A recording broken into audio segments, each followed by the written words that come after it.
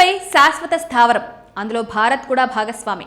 అవును, చంద్రుడిపై భవిష్యత్తులో మనుషులు నివసించేలా ఒక శాశ్వత స్థావరాన్ని ఏర్పాటు చేయాలని అమెరికా ప్రణాళికలో భారత్కు కీలక అవకాశం లభించే పరిస్థితి కనిపిస్తోంది.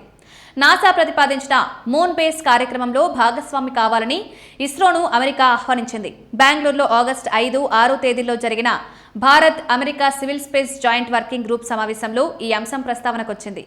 చంద్రుడిపైనే శాశ్వత స్థావరం ఎందుకు? నాసా లక్ష్యం చంద్రుడి దక్షిణ ధ్రువం సమీపంలో మానవులు నివసించగల శాశ్వత స్థావరాన్ని ఏర్పాటు చేయడం. ఇది ఒక్క రోజులో నిర్మించే ప్రాజెక్టు కాదు. దశల వారీగా మానవ రహిత మిషన్లను పంపించి అక్కడ అవసరమైన మౌలిక సదుపాయాలను ఏర్పాటు చేయాలనేది ప్రణాళిక. భవిష్యత్తులో వ్యోమగాములు అక్కడ కొంతకాలం నివసిస్తూ చంద్రుడిపై పరిశోధనలు నిర్వహించే అవకాశం ఉంటుంది. చంద్రుడి దక్షిణ ధ్రువం ఎందుకు ప్రత్యేకం?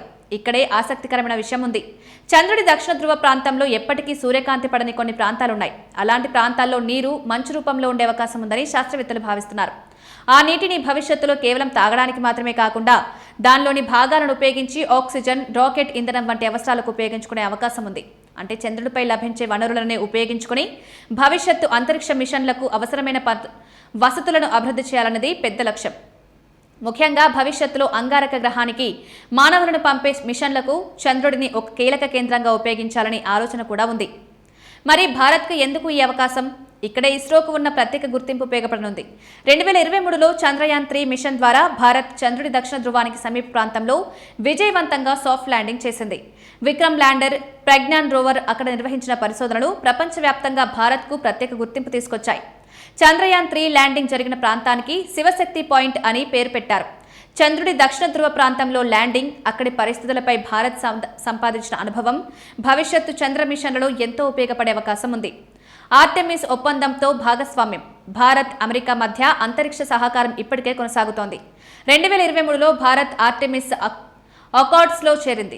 శాంతియుతంగా, బాధ్యతాయుతంగా, పారదర్శకంగా అంతరిక్షాన్ని అన్వేషించేందుకు ఈ ఒప్పందం ఒక మార్గదర్శకంగా ఉంటుంది. ఇప్పుడు మూన్ బేస్ వంటి కార్యక్రమాల్లో సహకారం పెరిగితే భారత్, అమెరికా అంతరిక్ష భాగస్వామ్యం మరింత బలపడే అవకాశం ఉంది. నిసార్ నుంచి చంద్రుడి వరకు ఇరు దేశాల సహకారానికి మరో ఉదాహరణ నిసార్ ఉపగ్రహం. భూమిని పరిశీలించడం, శాస్త్రీయ సమాచారాన్ని సేకరించడం వంటి అంశాల్లో భారత్, అమెరికా కలిసి పనిచేస్తున్నాయి. ఇక భవిష్యత్తులో శాస్త్రీయ పరిశోధనలు, మానవ అంతరిక్ష ప్రయాణ సాంకేతికత, చంద్ర పరిశోధనలు వంటి రంగాల్లోనూ సహకారం పెంచుకోవాలని ఇరు దేశాలు భావిస్తున్నాయి. భారత్ కూడా గగన్యాన్ ద్వారా మానవులను అంతరిక్షంలోకి పంపేందుకు సిద్ధమవుతోంది. అంతరిక్ష కేంద్రం ఏర్పాటు, భవిష్యత్తులో చంద్రుడిపై మానవ కార్యకలాపాలు వంటి లక్ష్యాలను భారత్ తన దీర్ఘకాలిక అంతరిక్ష ప్రణాళికల్లో భాగంగా చూస్తుంది. అందుకే నాసా నుంచి వచ్చిన ఈ ఆహ్వానం ఇస్రోకు సాధారణ అవకాశం కాదు. చంద్రుడిపై భవిష్యత్తులో ఏర్పడబోయే మానవ స్థావరంలో భారత్ పాత్ర ఎంతవరకు ఉంటుంది అనేది రాబోయే రోజుల్లో మరింత స్పష్టమయ్యే అవకాశం ఉంది.